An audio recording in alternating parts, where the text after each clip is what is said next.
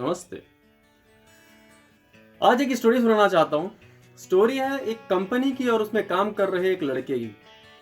जब कंपनी नई ओपन होती है, नई कंपनी जब खुलती है तो उस कंपनी में इंटरव्यू होता है। उस इंटरव्यू में इस लड़के को बुलाया जाता है और उसका इंटरव्यू लिया जाता है। लड़का बोलता है कि सर मैं एक्चुअली पार्ट टाइम जॉब करता हूँ कहीं कहीं, तो मैं आपके यहाँ सिर्फ पार्ट टाइम ही जॉब कर पाऊंगा, फुल टाइम नहीं कर पाऊंगा। कंपनी वाले बोलते हैं कि आपको तो फुल टाइम ही करना होगा, वैसे भी अगर आप जो पार्ट टाइम करते हैं, आप इधर जाते हैं उधर जाते हैं, उससे अच्छा आप एक ही जगह रहिए और आपको इससे ज़्यादा सैलरी आपको यहाँ मिल जाएगी। लड़का मान जाता है। कंपनी वाले बहुत बड़ी बड़ी बातें कहते हैं कि आपको पीएफ दिया जाएगा, आपको मेडिकल की सुविधा दी जाएगी, आपकी सैलरी इतनी होगी, आपको हमारे तरफ से क्लाइंट दिए जाएंगे, आपको क्लाइंट खोजने की जरूरत नहीं पड़ेगी। ऐसी बहुत बड़ी बड़ी बातें करती है वो कंपनी। लड़का मान जाता है कि चलो ठीक है, मैं बाकी सब जगह जॉब छोड़ के आज सिर्फ आपके यहाँ जॉब करना चाहता हूँ। कंपनी का जो ऑनर है वो उनसे पूछता है, उस लड़के से पूछता है कि आप कितनी सैलरी रखेंगे, आप कितनी सैलरी सोचते हैं कि हम आपको दें।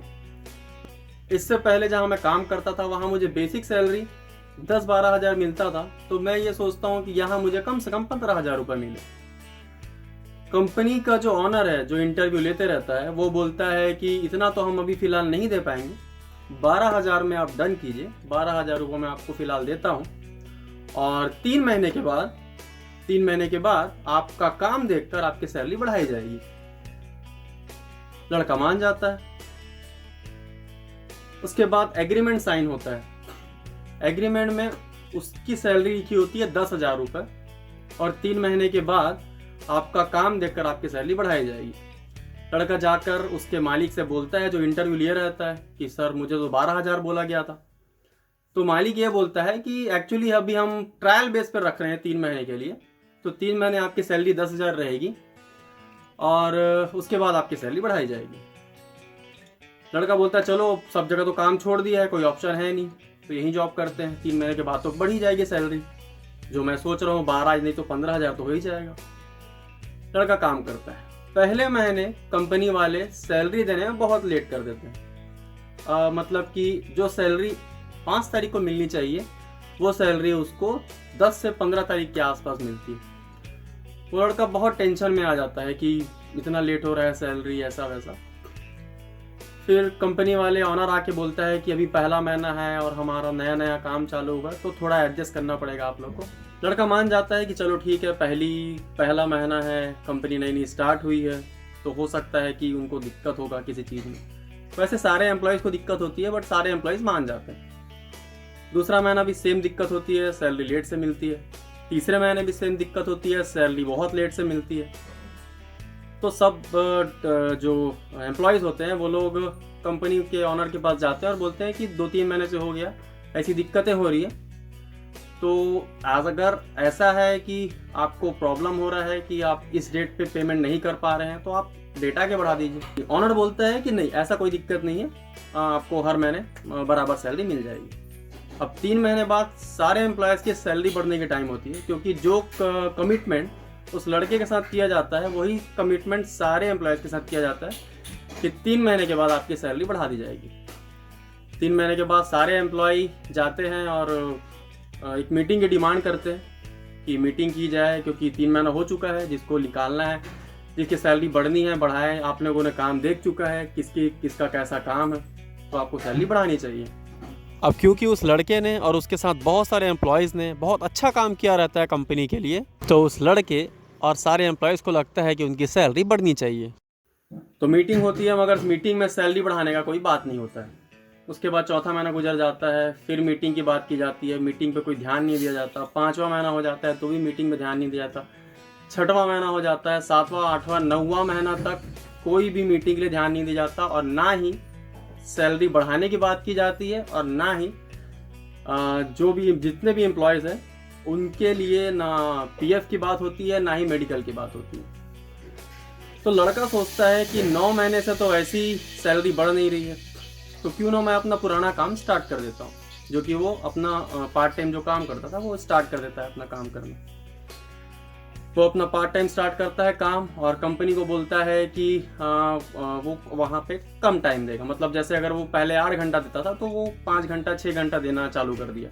उसके बाद कंपनी धीरे धीरे चलती रही। फिर भी सारे एम्प्लॉयज़ लोग को यही दिक्कत थी कि सैलरी टाइम पे नहीं मिल रही थी, और ना ही पीएफ की बात हो रही थी, ना ही मेडिकल देने की बात हो रही थी।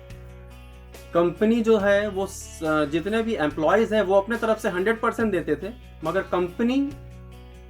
कंपनी उस जगह पे ध्यान नहीं दे रही थी जहां उनको ज़्यादा ध्यान देना चाहिए था। ना मैनेजमेंट पे ध्यान हो रहा था, जो उनके कस्टमर थे वो नाराज़ हो रहे थे कंपनी से, मगर कंपनी के जो ऑनर्स हैं उनको कोई फ़र्क ही नहीं पड़ रहा था कि कस्टमर उनसे खुश है कि नहीं, और ना ही उनको ये फ़र्क पड़ रहा था कि एम्प्लॉयज़ उनसे खुश है कि नहीं।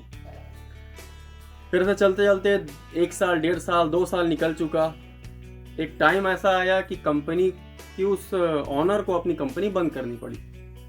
कंपनी बंद करने से पहले उस ऑनर ने सारे एम्प्लॉयज़ को बुलाया और सबसे हिसाब किताब किया कि आपने इतना पैसा लिया, आपने इतना पैसा दिया, हमने इतना दिया, और मतलब सबको लगभग सबकी जो अमाउंट था वो इक्वल हो चुका था। मगर उस लड़के का कुछ अमाउंट उसने एडवांस ले लिया था। वो एडवांस बचा हुआ था अराउंड सपोज अगर 10,000 या 15,000 उसने एक्स्ट्रा ले चुका था एडवांस, उसका वो एडवांस बचा हुआ था। तो ऑनर जो है वो उसे फ़ोन करके बुलाता है कि आप आ जाइए, अपना हिसाब किताब कर लीजिए। अब वो जाता है वहाँ पे, तो ऑनर बोलता है कि आपने इतने पैसे एडवांस लिए हैं हमसे, तो आप उसको पे कर दीजिए। तो लड़का बोलता है कि ठीक है सर, मैं 1-2 महीने में पे करता हूँ। उस ऑनर का समझ लो 1 से 2 महीने के बीच में बहुत बार फ़ोन आ जाता है उस लड़के के पास कि आप ये पैसा वापस क्यों नहीं कर रहे हो। तो लड़का इग्नोर करते रहता है क्योंकि उसको पता है कि जो उसके साथ हुआ है, क्योंकि ना ही उसकी सैलरी बढ़ाई गई, ना ही उसको मेडिकल दिया गया, ना ही पीएफ की बात की गई, और ना ही जो कस्टमर्स उस कंपनी में जितने कस्टमर थे उनको ना ही सेटिस्फेक्शन था उस कंपनी से, तो वो इग्नोर करता गया। अब मैं सिर्फ ये सवाल करना चाहता हूँ कि क्या उस लड़के को उस कंपनी के ऑनर को पैसे देने चाहिए वापस या नहीं देने चाहिए। कंपनी वालों ने अगर अपना कमिटमेंट पूरा नहीं किया है तो उस लड़के को कंपनी वाले को कितना पैसा देना चाहिए, ये मैं जानना चाहता हूँ। यार वैसे ये एक लड़की की कहानी नहीं है, ये आज की डेट में हर एक एम्प्लॉयज़ की कहानी है जो कि कंपनी के ऑनर्स के बातों पे आ जाते हैं कि हम उसका ये करेंगे वो करेंगे, मगर ऑनर कुछ नहीं करता है, और जो एम्प्लॉय है वो सिर्फ इस वजह से काम करते रहते हैं कि अब इसके अलावा उनके पास कोई ऑप्शन नहीं है। तो एक छोटी सी स्टोरी थी जो कि मैं बताना चाह रहा था कि आजकल छोटे एम्प्लॉयज़ के साथ इस तरीके की दिक्कतें आ रही हैं। तो जो बड़ी कंपनी है, जो बड़ी कंपनियां चलाते हैं, उनसे मैं ये कहना चाहूँगा कि प्लीज़ इस टाइप का अपने एम्प्लॉयज़ को ना समझें। अगर एम्प्लॉय नहीं होंगे तो आपकी कंपनी किसी काम की नहीं है। अगर आप किसी एम्प्लॉय को हायर कर रहे हैं तो उसके इतना ऊपर ना चढ़ा दें कि हम आपको ये देंगे वो देंगे। अगर आप कमिटमेंट पूरा नहीं कर सकते हैं तो, अगर आप कमिटमेंट पूरा करते हैं तो बहुत अच्छी बात है।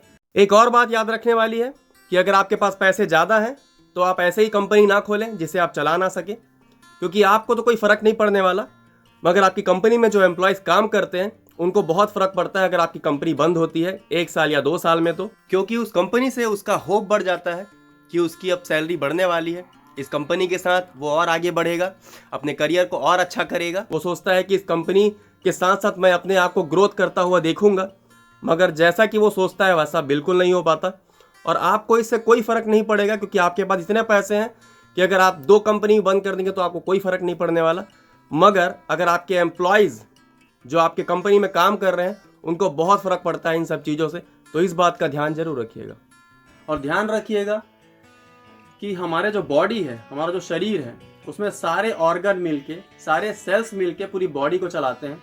तो जो कंपनी होती है वो पूरी बॉडी होती है, और जो ऑर्गन और जो सेल्स होते हैं वो आपके एम्प्लॉय होते हैं। अगर कोई भी एम्प्लॉय अगर आपके कंपनी में अगर काम नहीं करेगा ढंग से तो आपकी पूरी कंपनी नीचे बैठ जाएगी। तो ध्यान रखिएगा, अपने छोटे से छोटे एम्प्लॉय का ध्यान रखिए, तभी आपकी कंपनी ग्रो करेगी। नहीं तो जो कहानी मैंने बताया 2 साल चली वो कंपनी, तो वो 2 साल में ही कंपनी ढप हो सकती है।